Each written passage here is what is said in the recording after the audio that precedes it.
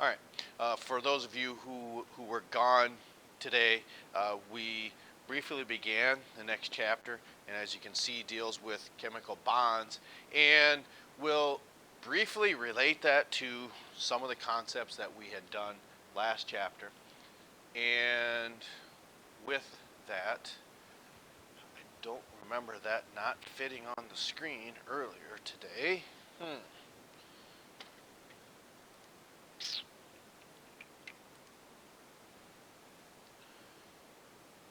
know if I need to move that over.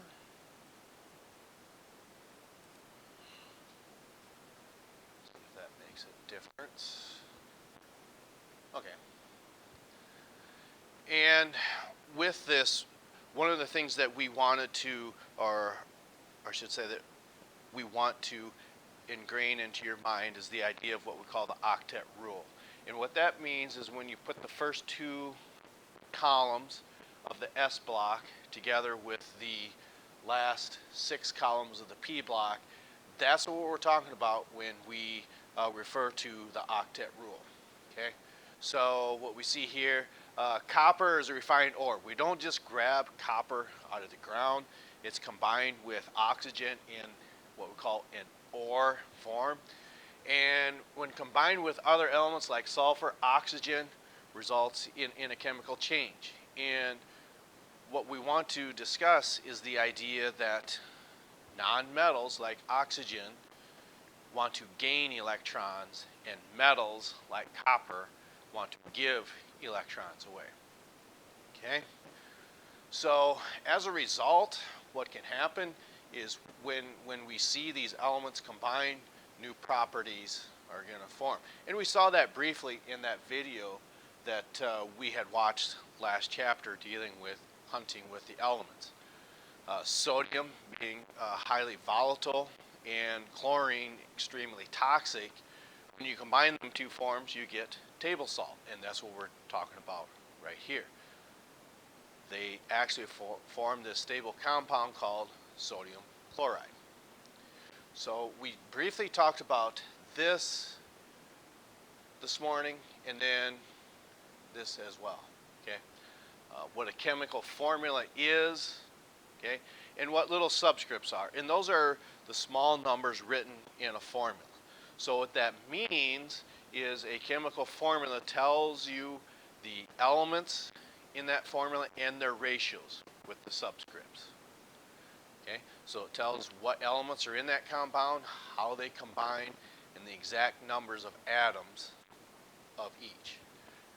And we'll show you what a subscript is here briefly in this presentation then as well. So that's all the further that we had made it in our lecture this morning. So we begin this chemical bonds. We'll discuss more so of the dot diagrams tomorrow, and we'll show you what an ion is, and tomorrow we'll begin with this atomic stability here. Okay, so what we had discussed earlier is this process here. Okay, so for instance, we talked about this compound this morning, sodium hydroxide. So oxygen being in column 6 means it's got 6 valence electrons. So that's what these X's are denoting. Okay, and so it's got 6 electrons because being in column 6. So to satisfy the octet rule, it wants 2 more. So we've got sodium and hydrogen left to illustrate, and both of them are in column 1. So there's a sodium atom and a triangle, and a hydrogen atom. Put a triangle there. This now has an octet of 8, and when you look on your table, you'll see that this has 2 extra electrons, giving it a -2 charge. Okay, and then we see hydrogen giving its electron away is +1. Sodium giving its electron away is also +1. So +2 and -2 then adds up to 0.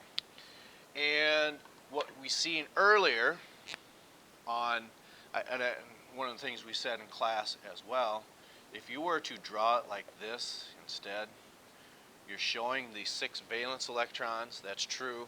If you put sodium and hydrogen, yes, you've accounted for the octet rule, but that's just not how that compound looks. Yes, we would accept that, but what we're striving for is this up here. With this blue color, you might not be able to see that. So again, column 6. This is what we would want you to draw, because this would make more sense on what the compound actually looks like. There's our -2, +1, and +1. That's probably a little easier to see. All right, so that compound that we had seen earlier, talking about sodium chloride, what we had done in class is we'll go ahead and pick an element in the same column, being iodine, okay? And since it's a halogen, it's in column 7, and since it's in column 7, it only wants one more. So we could take any element out of column 1, whether it's sodium, hydrogen, lithium, potassium, rubidium, any one of those would have 1 valence electron. So we can go ahead and just use hydrogen to finish that. Quite a friendly compound, as you get I. In other words, just Hi. So iodine is now stable. It gained 1 electron, so it's now an ion, so it's -1. Hydrogen gave it its electron away, so it has 1 more proton than electrons, so therefore it is +1. Okay, other concepts that we had talked about was what we mean by this chemical formula, okay? So, for instance, we could say compounds like hydrochloric acid, it's got 1 atom of hydrogen, 1 atom of chlorine. In that video from last week that we started, we continue today dealing with acids. We can say with nitric, it's got 1 atom of hydrogen, 1 atom of nitrogen, and then 3 atoms of oxygen. So again, that's an example of a chemical formula. It tells you what atoms you have and in what ratios. Here's a subscript. And then finally, the last one we talked about today was sulfuric. Okay? And in this case, we got 4 atoms of oxygen, 2 atoms of hydrogen, and then only 1 of sulfur. So we don't write this as H2S1O4 or H1Cl1. It's just understood that when you write these elements down in this form, that you have 1. You don't have to put a 1 behind there. You can, but there again, it's just understood that you have an element of sulfur. You don't have to put a 1 there. It's when there's anything other than the number 1. And that's how far we had made it today. I kind of sped this up a little bit just on account of when I got to the end of this morning's presentation, I looked down and I noticed that it was not recording. So I put this together really quick on what it was that we had done this morning, and we'll continue with this tomorrow and talking about diagrams. So until that time, we'll catch up to you then.